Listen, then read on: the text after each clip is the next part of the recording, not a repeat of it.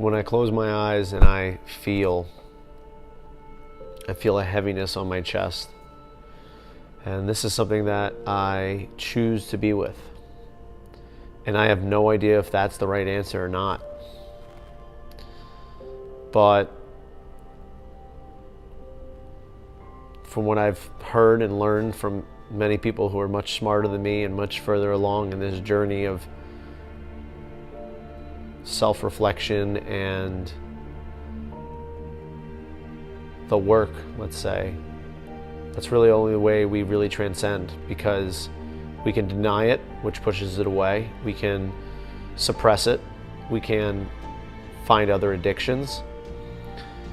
But in a lot of ways, the fact that I'm feeling this way is much more evolved than what I used to have, which is constantly seeking and having to overcome and to constantly be achieving, like addicted to achievement, finding something to sink my teeth into, and then once I found that answer, I was going after another answer.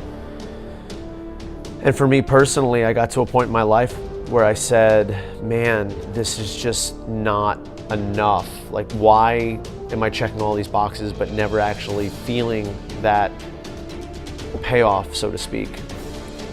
And about 4 or 5 years ago, that's when I started doing my own personal work and started doing therapy and journaling and reading. And in a lot of ways, it's probably been taking a lot of steps back, just because there's an egoic part of me that wants to fix and wants to solve.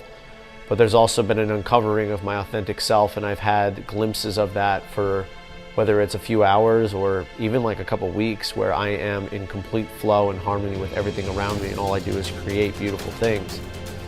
And then obviously the ebb and flow of life comes along. But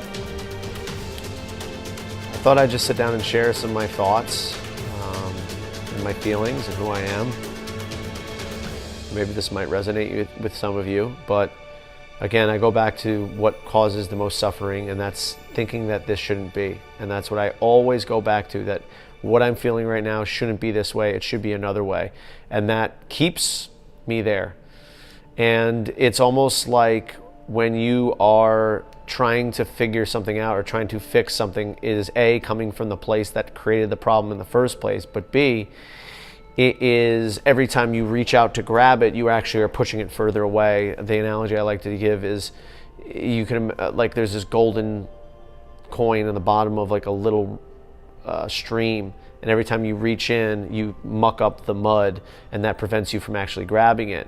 And then when everything settles down, you can just see that coin there. But then every time you try to grab it, you muck it up again. So I think in a lot of ways, what I try to do is, once I get into a great place, I try to grab it and hold on to it.